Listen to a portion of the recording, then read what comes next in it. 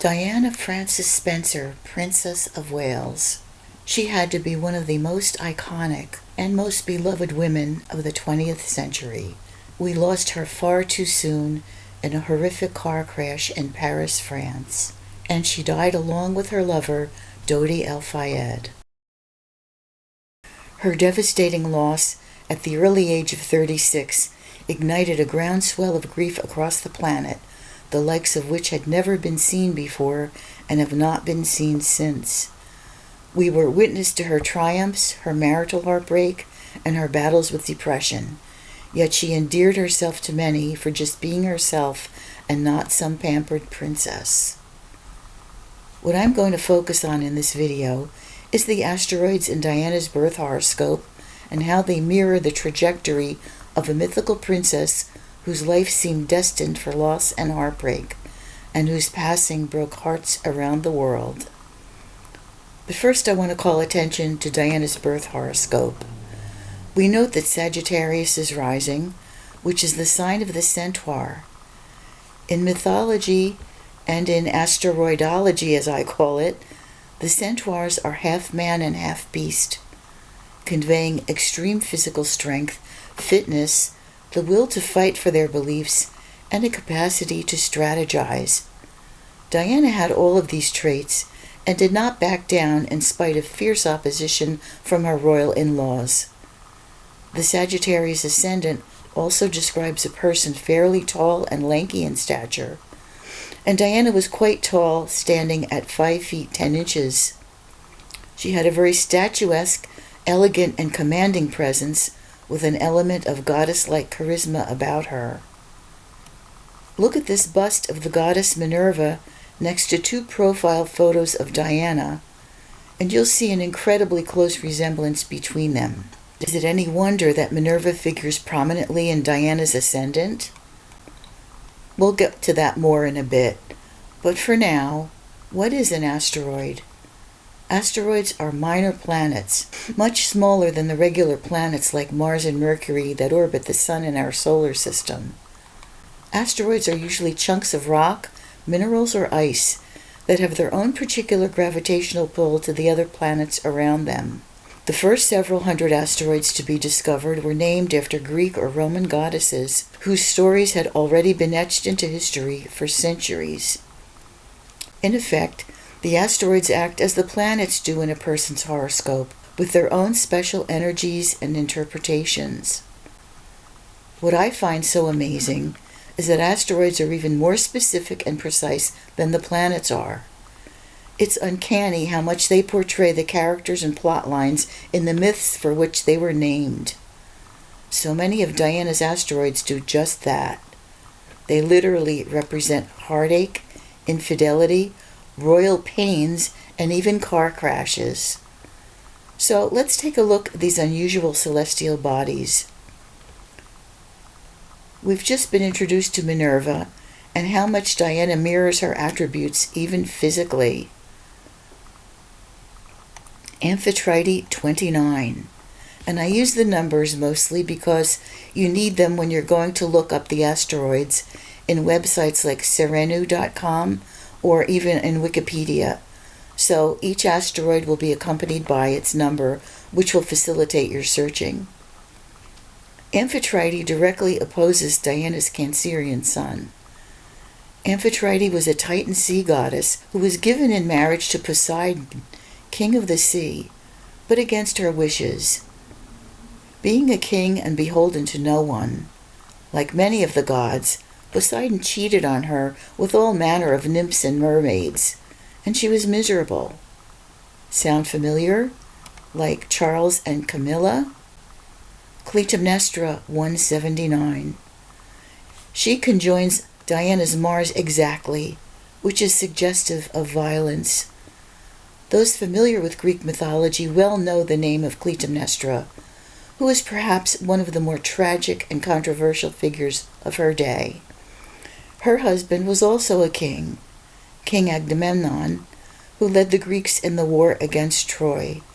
Agamemnon hoped for success in the war, and to that end he sacrificed his own daughter Iphigenia.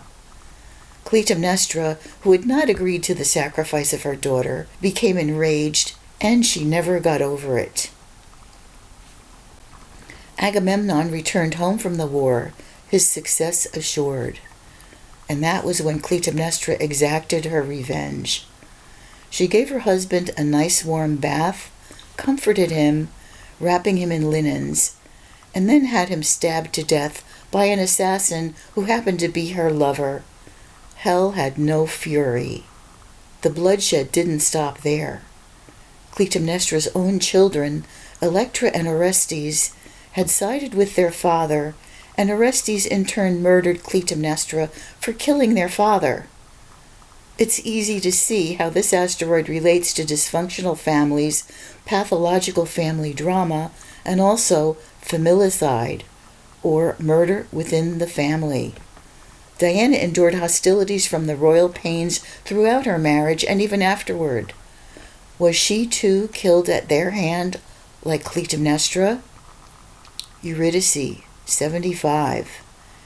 Eurydice is another famous mythical figure whose story evokes the essence of Greek tragedy. She was a vivacious, beautiful young girl, engaged to marry handsome Orpheus, the god of music and poetry. The two were deeply in love. But on her wedding day, she was bitten by a snake and died just hours before the ceremony could take place. Orpheus was overcome by grief and begged Hades, god of the underworld, to let Eurydice return to life. So the two made a deal. Orpheus was allowed to bring her back, but was warned not to look back at her while the two made their way out of the depths.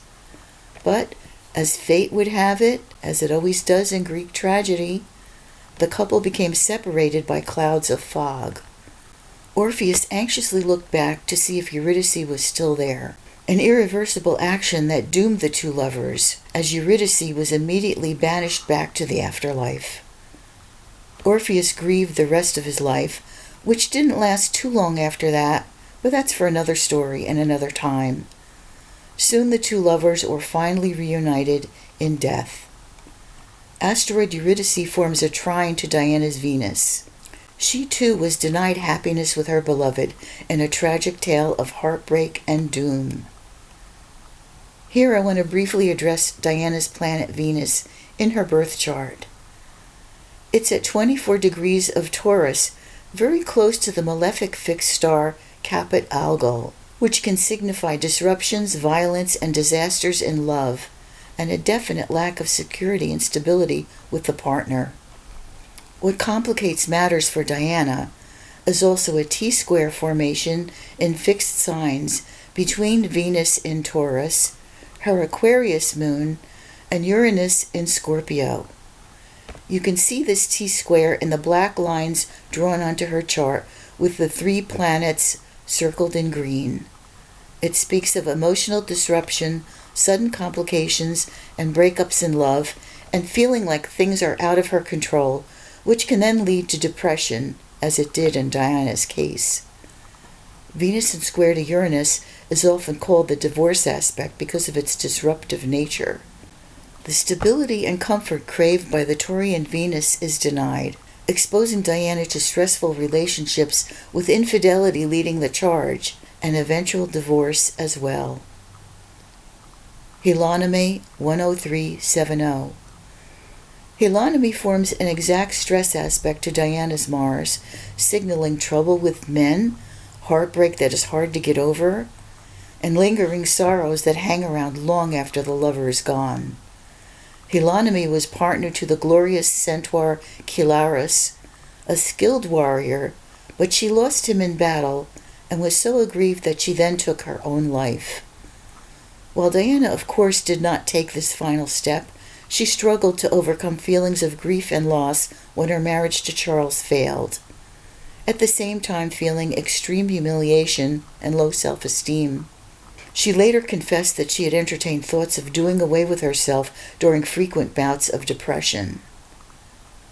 Melancholia, which exactly opposes Diana's midheaven, is pretty much self-explanatory here.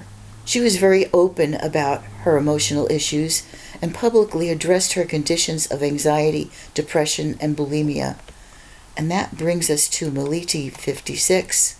This refers to the Greek word for anxiety and panic. Unfortunately, Diana suffered from anxiety disorders throughout her lifetime and took medication to offset the symptoms. The asteroid trines Diana's Aquarian moon, which in itself can be a difficult placement, as air signs often have trouble dealing with emotions, preferring to rationalize, minimize, or just plain detach from them. Ismene 190.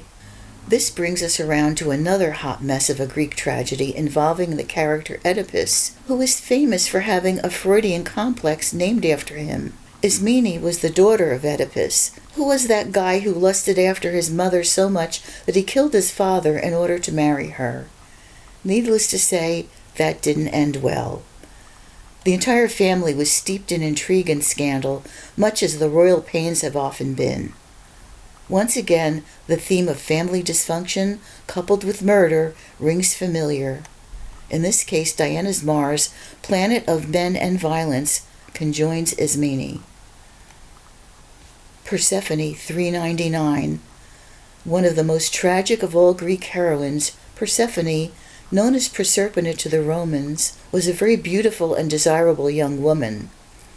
As stunning as she was, though, she preferred the company of her mother to the scores of male suitors who chased after her. Unfortunately, she was also desired by Hades, god of the underworld, who happened to also be her uncle. And since Persephone's father and Hades' brother was Zeus, king of all the gods, what she wanted really didn't matter. She was forced to marry her uncle and descend into the darkness of the underworld to spend an unhappy life with him. She was eventually allowed to retreat back to Earth to assist with agriculture and farming, so she did manage to escape for 6 months of the year. But generally, Persephone's legacy is that of a beautiful woman confined in captivity, feeling trapped and bound by circumstances beyond her control, much like Diana must have felt in her role as princess among the royal pains who despised her. What's interesting is that Persephone ruled over the crops and grain fields, but was so traumatized by her own personal plight that she refused to eat. Diana, too, suffered from the anxiety disorders known as bulimia and anorexia, and spoke of it openly to her friends and her biographer. Her life and the myth of Persephone share many things in common. Phaeton 3200. Phaeton was the young son of Helios, and like many young boys of today, longed to drive his father's chariot as fast as it could go. One day he took off in it unsupervised, horses blazing a wild ride, wheels careening and carriage smashing everything in sight. Such was the damage that Zeus struck Phaeton down with a lightning bolt, putting a stop to the mayhem. The asteroid represents trying to take charge of a situation that quickly escapes one's control, and of course the accidents and damage that often follow such irresponsible actions. I have noted Phaeton in the charts of race car drivers, stuntmen, and daredevils, even in the chart of a murder that took place inside a vehicle. In Diana's case, her death resulted from a car ride gone haywire, with Jupiter in trine to the asteroid, possibly indicating the involvement of a perpetrator rather than an accidental event. Varda 174567. I wanted to end this journey to Diana's fateful asteroids on a positive note, so here is Varda. Varda is the mythical creation of author J.R.R. Tolkien, who wrote the Lord of the Rings trilogy. He created Varda to be queen of stars and light, and not surprisingly, Varda appears prominently with Diana's midheaven. She represents the capacity to inspire, to share and spread knowledge and hope among her people, something that Diana did beautifully and with compassion.